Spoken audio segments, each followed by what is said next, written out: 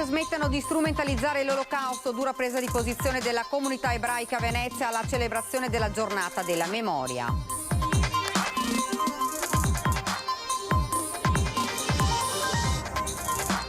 Smog e inquinamento nel comune di Venezia, permane il livello scattato nei giorni scorsi di allerta 2 colore rosso, aggiornamento a mercoledì 26. Blitz artistico nella notte per denunciare le centinaia di negozi sfitti a Venezia. L'artista ha provato a numerarli tutti per porre l'attenzione su questo e altri problemi della città. Tragico incidente a Fiesso d'Artico, muore investita l'ex vice sindaco del paese Patrizia Collinassi. L'appello del sindaco: mettere in sicurezza quell'arteria stradale. Giornata intensa per l'avvio dei test di fine quarantena in farmacia. La situazione si è sbloccata nel pomeriggio con l'emanazione di una nota inviata alle farmacie. Manifestazione a Marghera contro l'abbandono delle case pubbliche. I cittadini lanciano un messaggio all'amministrazione comunale.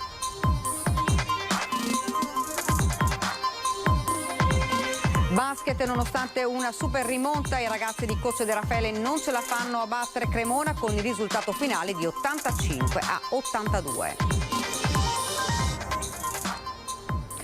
Buonasera e ben ritrovati dalla redazione di Venezia. Dunque questi titoli: i Novax smettano di strumentalizzare l'Olocausto, dura presa di posizione della comunità ebraica a Venezia alla celebrazione della giornata della memoria. Bisognerebbe ripercorrere poi nei dettagli il pregiudizio e l'odio antisemita che continuano ad avvelenare ancora ai nostri giorni i sentimenti della società, nelle manifestazioni politiche, nelle curve degli stadi, nei social. Quando i Novax e quelli che sono contro i Green Pass, che hanno il diritto di essere e di pensare quello che vogliono, usano il cancello di Auschwitz per dire che viene negata loro la libertà, forse non sanno che cos'è Auschwitz, che cos'è stata. Non usa mezzi termini il presidente della comunità ebraica di Venezia, Dario Calimani, dal palco della Fenice per la celebrazione del giorno della memoria. Si tratti di ignoranza, malafede, banalizzazione o superficialità, accostare lo sterminio di 6 milioni di persone all'obbligo di un certificato di avvenuta vaccinazione è un paragone offensivo improponibile. Varrebbe la pena che capissero i linguaggi che usano. Oggi il linguaggio viene depotenziato in questo modo, volgarizzato, tutto è uguale a tutto, non è possibile accettarlo. Se lo accettiamo, accettiamo anche di vivere una realtà come questa. Accanto alle strumentalizzazioni della Shoah a fini propagandistici o al negazionismo della Shoah per un altro tipo di fine propagandistico, Calimani denuncia anche quella tendenza all'omologazione di questa con altre tragedie presenti e passate, in un miscuglio che appiattisce e uniforma fatti diversi tra loro. Il ricordo della Shoah è un ricordo a sé, per le sue specificità e per i suoi morti. Il ricordo del genocidio armeno deve essere un ricordo a sé, per la tragedia, per i morti e le vittime che ci sono state e così via. E questo vale per i curdi, vale per i tutsi. Non possiamo pensare la giornata dei ricordi, mettiamo una corona e ci liberiamo di tutti. Meditiamo su ciascuna tragedia, su ciascun crimine. La giornata della memoria a Venezia è stata celebrata anche con uno spettacolo che ha raccontato la storia dell'ultima deportata veneziana da Auschwitz vivente. Virginia Cattegno ha 98 anni ed è l'ultima deportata veneziana da Auschwitz vivente. Ne aveva 21 quando arrivò al campo di concentramento nazista con la mamma, la nonna, 2 fratelli e la sorella Lea, l'unica ad essere sopravvissuta assieme a lei. Oggi la sua vita è diventata un libro e un reading teatrale, messo in scena alla Fenice durante le celebrazioni della giornata della memoria. Sono cose che ho scoperto molto come dire, nel tempo, perché mia madre, come tanti sopravvissuti, non è riuscita a raccontare, non voleva raccontare, non poteva raccontare, anche perché era qualcosa di troppo grande da raccontare, anche con la paura di non essere creduta. Donatella Cipolato è una delle figlie di Virginia. Ci sono voluti molti anni prima che la madre iniziasse a raccontare quella terribile esperienza che ora è diventata pubblica. È una storia forte, è una storia originale e soprattutto volevamo raccontare di lei non soltanto la parte più dolorosa, cioè Auschwitz, ma raccontare la sua vita, perché è importante dare l'idea di una persona che ha vissuto e non soltanto che ha sofferto. Oltre al libro, Matteo Corradini ha curato anche la rappresentazione messa in scena alla Fenice, che alternando brani musicali alle letture ha restituito con forza i sentimenti e le emozioni di quegli anni. Mentre ero qui pensavo che il teatro è un luogo di memoria. Trovo che questo del reading teatrale e musicale, tra l'altro, sia come dire, il registro giusto, il modo giusto proprio per raccontare qualcosa. Ed ora parliamo di smog e inquinamento. Nel comune di Venezia permane il livello scattato nei giorni scorsi di allerta 2. ARPAV comunica il mantenimento del livello di allerta 2 rosso per la concentrazione di PM10 nell'area sul territorio del Comune di Venezia. Sarà valido fino al prossimo controllo che avverrà mercoledì 26 gennaio, quando sarà emesso un nuovo bollettino. Nei giorni di valutazione, lunedì, mercoledì e venerdì, si considerano i superamenti consecutivi del valore limite giornaliero del PM10, misurati fino al giorno precedente, e i dati previsti dal modello per la previsione dei principali inquinanti atmosferici per il giorno in corso e i 2 successivi. A oggi sono 11 giorni di superamento consecutivi misurati e ne sono previsti altri 3. Stop ai veicoli anche commerciali Euro 5 diesel per 4 ore al giorno, dalle 8:30 alle 12:30. Il presidente del Veneto Luca Zaia ha sottoscritto oggi a Roma, insieme al ministro Mara Carfagna, il protocollo d'intesa con il Ministero per il Sud e la coesione territoriale per l'istituzione della zona logistica semplificata a Porto di Venezia Rodigino. Lo rende noto la Regione del Veneto. Soddisfatto il presidente Luca Zaia, ricordo ancora una volta che le stime indicate nel piano di sviluppo strategico parlano di un potenziale aumento di 177.000 posti di lavoro, con un incremento dell'export del 40% e dell'8,4% del traffico portuale, con investimenti economici di 2,4 miliardi di euro nell'arco di un decennio. Cambiamo argomento. A Venezia ci sono centinaia di negozi chiusi. Un blitz notturno dell'artista ha provato a numerarli tutti per sensibilizzare su questo e su altri problemi della città. In appena una notte, sulle vetrine dei negozi sfitti di Venezia sono cresciuti dei bambù.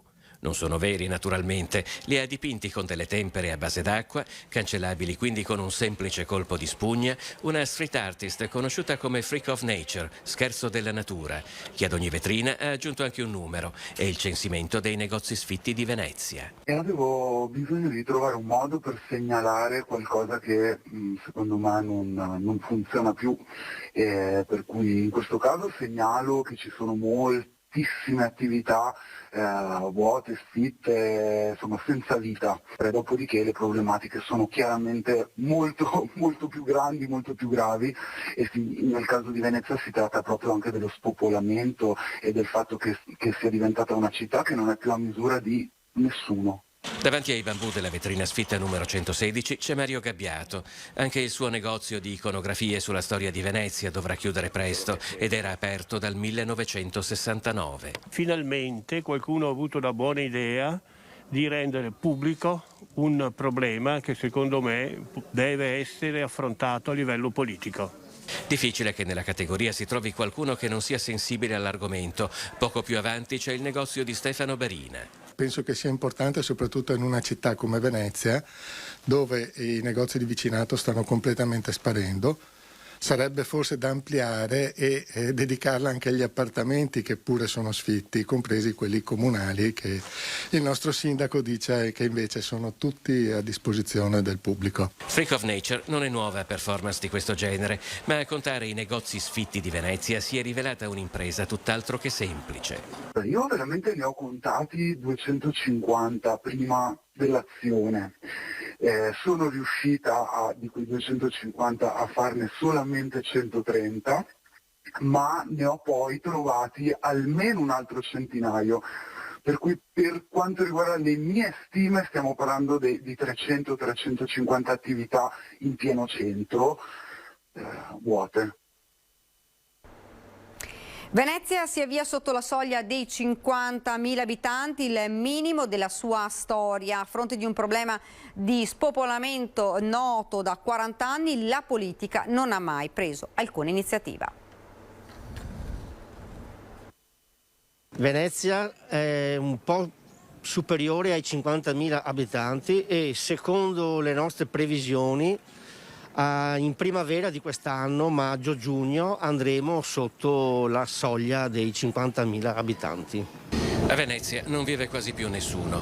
Per i suoi 1600 anni la città ha ricevuto come regalo il minimo storico di residenti degli ultimi 1000 anni. Dagli anni 60 sono scomparsi 2 abitanti su 3, una decimazione probabilmente senza precedenti in una città che non avesse subito una calamità naturale o una guerra. La popolazione veneziana è divisa in 2 parti, c'è la popolazione che si può permettere l'acquisto di una casa e quindi risiedere, e poi c'è la popolazione che ha risorse limitate, che è assistita e vive nelle case pubbliche. La classe media è stata in questi decenni completamente spazzata via. Con Venezia.com Matteo Secchi è tra coloro che nel corso degli anni ha organizzato innumerevoli iniziative a favore della residenzialità, senza mai ricevere una risposta. Eppure il problema è noto da più di 40 anni. Cesare Peris, sindacalista, attivista politico, presidente della più antica società di mutuo soccorso ancora attiva in città, ricorda ad esempio un convegno del 1988, Idea di Venezia, con i maggiorenti del mondo politico e accademico cittadino di allora. Negli anni '80 la questione è stata affrontata dal punto di vista politico con un'analisi incredibilmente veritiera, nel senso che è successo tutto quello che si era previsto dovesse succedere. Il tema vero però è, sapendolo, perché non si è potuto fare nulla per evitare questo. Se è mai esistito, il piano di trasformare Venezia in un albergo diffuso e Mestre nella sua parte residenziale si è realizzato solo a metà. Lo spopolamento della laguna non è stato infatti controbilanciato dal popolamento dell'entroterra. Il risultato è stato che l'intero comune di Venezia ha perso più di 100.000 residenti in pochi decenni. È stato superato per numero di abitanti da quello di Verona, che è ora la prima città del Veneto, e nei prossimi anni potrebbe essere superato anche da Padova. Il tema era proprio un assessorato alla spopolazione, cioè un assessorato che abbia la possibilità di capire, ma naturalmente non più adesso, perché la palla è talmente che corre nel piano inclinato che noi stiamo solamente osservando quello che purtroppo succederà. Siamo alla cronaca, tragico incidente a Fiesso d'Artico, a perdere la vita l'ex vice sindaco del paese Patrizia Collinassi, il cordoglio del sindaco. Ci uniamo con un abbraccio a tutta la famiglia per l'avvenuto decesso della Collinassi, che è stata vice sindaco, la prima vice sindaco donna nel comune di Fiesso d'Artico. Così il sindaco di Fiesso d'Artico ricorda Patrizia Collinassi, ex vice sindaco tra il 1994 e il 1998 con la giunta di Vladimiro Agostini, morta domenica pomeriggio poco dopo le 16 lungo la regionale 11 a Fiesso d'Artico, in prossimità dell'incrocio tra la strada regionale e le vie comunali Dante e Tramazzo. Patrizia Collinassi si trovava insieme ad altre 2 persone, stavano rientrando da una passeggiata domenicale quando, attraversando la strada, come vedete qui non ci sono strisce pedonali, le 2 persone che erano insieme a lei si sono fermate e hanno indietreggiato. La donna invece ha deciso di proseguire nell'attraversamento, ma è stata colpita in pieno dall'auto che sopraggiungeva da Dolo. Alla guida un 38enne padovano residente a Noventa che, secondo quanto riferito dai carabinieri di Stra, non è riuscito a frenare in tempo. Per la donna non c'è stato nulla da fare quando sono arrivati i soccorsi. I sanitari non hanno potuto fare altro che constatarne il decesso. I carabinieri hanno esaminato le immagini riprese dalle telecamere esterne del ristorante da Giorgio. L'incidente pone l'attenzione su vecchie polemiche legate alla pericolosità dell'arteria stradale. Segnaliamo alle autorità competenti di intervenire fuori dal centro abitato di Fesso d'Artico con degli interventi strutturali di messa in sicurezza della strada. Già da 10 anni fa la nostra amministrazione ha iniziato la messa in sicurezza in questi 4 chilometri di strada regionale 11, non ultimi gli interventi che vedete in centro del paese. Abbiamo iniziato con degli attraversamenti pedonali illuminati e con delle banchine in centro carreggiata, però il lavoro non è finito. Ho già comunicato stamattina a Vernizzi e a Zattoni di Veneto Strade che voglio un incontro subito, un tavolo tecnico per definire gli interventi che dobbiamo fare fuori dal centro abitato prima della rotonda dell'Interspar. La proposta di Carlo Nordio alla presidenza della Repubblica lanciata da Giorgia Meloni è stata accolta con entusiasmo nel partito a partire dal capogruppo di Fratelli d'Italia in Consiglio regionale. Parliamo di un Veneto con alle spalle decenni di esperienza in magistratura, ha commentato il consigliere regionale Speranzon, dall'altissimo profilo morale, simbolo di legalità e indipendenza, un profilo di grande autorevolezza. Giornata campale per l'avvio dei test di fine quarantena in farmacia, ma la situazione si è sbloccata nel pomeriggio con l'emanazione di una nota inviata alle farmacie. Sicuramente ci sono stati dei disservizi, ne siamo consapevoli, però vi assicuro che abbiamo lavorato in contemporanea e sabato e domenica tutte le direzioni per adeguare tutte le cose che erano da adeguare. La nota è partita in tarda mattinata, destinatarie le farmacie del Veneto che dal pomeriggio hanno iniziato a garantire i tamponi di fine quarantena dopo l'ok del Ministero arrivato venerdì sera in zona Cesarini e l'annuncio del presidente Zaia nella giornata di sabato. Le farmacie di fatto erano pronte, io avevo sempre avuto il contatto con Farmacie Riunite e anche con Federfarma, erano pronte per intervenire, quindi per loro non era sicuramente un problema di entrare in campo. È chiaro che invece l'adeguamento dei sistemi informatici, quindi il portale, il poter scaricare nel portale, il poter poi essere inseriti nel portale, iscrivere nella categoria corretta diventava fondamentale. Mi scuso per questi disagi, però voi capite che anche noi lavoriamo in una condizione non semplice e purtroppo dobbiamo mettere insieme i pezzettini di volta in volta. Non tutti i soggetti però possono presentarsi in farmacia per il test di fine isolamento. La possibilità, rimarca Lanzarina, riguarda i contatti di casi, i positivi inclusi i minori che devono definire la negativizzazione, gli studenti in autosorveglianza o in sorveglianza con testing. In ogni caso il tampone deve essere effettuato dopo 3 giorni senza sintomi. Partito senza intoppi invece il sistema di prenotazione online annunciato sempre sabato. Collegata infine la partita sulle regole per le quarantene con Lanzarina che chiede di rivederle partendo dalla ridefinizione di caso. Altri incontri ci sono stati su questo punto nel pomeriggio. Manifestazione a Marghera contro l'abbandono delle case pubbliche. I cittadini lanciano un messaggio all'amministrazione comunale. I cittadini dei comitati Marghera Libera e Pensante e i residenti Ulloa si sono radunati nei giardinetti di Piazza Mercato per dire no all'abbandono delle abitazioni. Questo dopo la recente decisione di murare gli ingressi di alcuni alloggi abbandonati da tempo. Stiamo parlando di 48 appartamenti che sono stati lasciati vuoti a degradarsi e che adesso l'unica risposta di questa amministrazione è le abbattiamo perché sono fatiscenti e vecchie. Sono delle case nel cuore della piazza, che è anche una particolarità bella, che noi pensiamo un valore aggiunto per la vita cittadina, per la vita della piazza, e la risposta è le abbattiamo. Potrebbero essere state la soluzione per 48 famiglie o singoli o persone che avevano davvero bisogno di casa, e invece la risposta è quella di abbatterle, creare l'ennesimo buco in una città che ne ha già troppi. Vuoti urbani spesso frequentati da spacciatori e tossicodipendenti. Lo spazio si sta molto allargando sui buchi che ci sono, come queste case, l'ex CRAL, altre case. Potrebbero essere tranquillamente sistemate magari con i fondi o con le convenzioni fatte dal governo, con il 110% per le amministrazioni, e potrebbero essere usufruibili da subito quasi, se qualcuno ci avesse pensato, piuttosto che strombazzare 2 anni fa che dovevano essere abbattute, sembrava il giorno successivo, le ha lasciate a completo degrado, addirittura anche senza la luce sul vialetto. Questo vuol dire favorire il malaffare. Per i residenti si tratta di un progetto speculativo che non si concentra sulle esigenze della popolazione e va contro quanto richiesto dal PNRR. Citare uno stanziamento del piano di ripresa e resilienza proprio per dire che si usano 3 milioni di euro per abbattere delle case non corrisponde a nessuna finalità delle missioni del piano di ripresa e resilienza, perché non esiste una missione abbattimento case pubbliche, anzi esistono delle missioni di coesione sociale, di riqualificazione degli edifici pubblici. Noi vogliamo delle abitazioni, vogliamo la riqualificazione di queste dove è possibile, oppure che ne vengano fatte altre nello stesso luogo, perché questa piazza ha bisogno di cittadini che la abitino. Basket, nonostante la rimonta, i ragazzi di coach De Raffaele non ce l'hanno fatta a battere Cremona.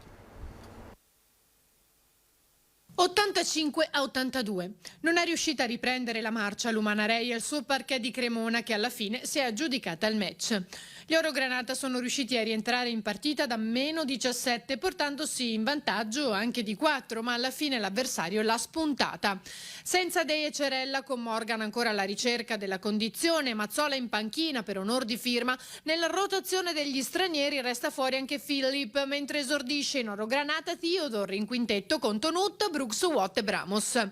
Per l'Umana Reyer sblocca Watt dalla lunetta per il 2-2 al secondo, poi il centro sigla anche 5-3 al 2:30, ma da quel momento i ragazzi di coach De Raffaele non segnano più. Il primo canestro, sempre di Watt, arriva al 17:5, anche se poi il numero 50 va in panchina con 2 falli.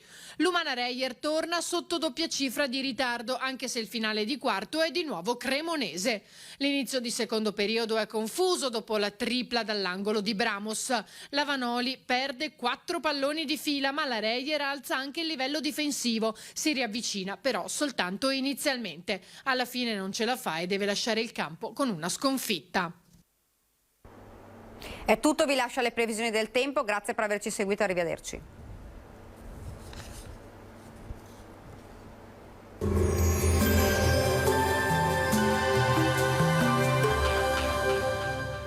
Approfitta dell'ecobonus 50% e sostituisci i tuoi serramenti. Soluzioni SRL a San Donà di Piave. Contattaci per un preventivo gratuito. Benvenuti al Meteo. La settimana prosegue all'insegna dell'anticiclone che garantisce tempo stabile sul nostro territorio. Ma vediamo insieme il dettaglio di martedì 25 gennaio. Sul Veneto al mattino e dopo il tramonto cielo piuttosto grigio, come vediamo, per nubi basse e nebbie diffuse. In alcune zone saranno anche fitte persistenti per tutto l'arco della giornata, altrove invece maggiori schiarite. Temperature minime piuttosto fredde, tra -2 e 1 grado, massime comprese invece tra 4 e 6 gradi.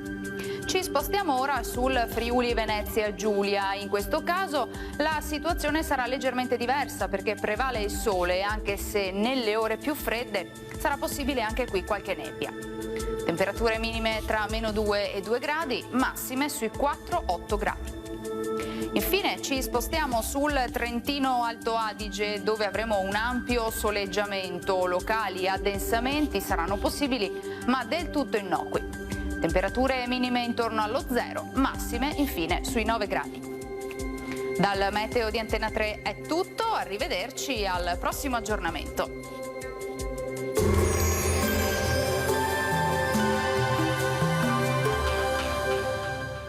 Approfitta dell'ecobonus 50% e sostituisci i tuoi serramenti. Soluzioni SRL a San Donà di Piave. Contattaci per un preventivo gratuito.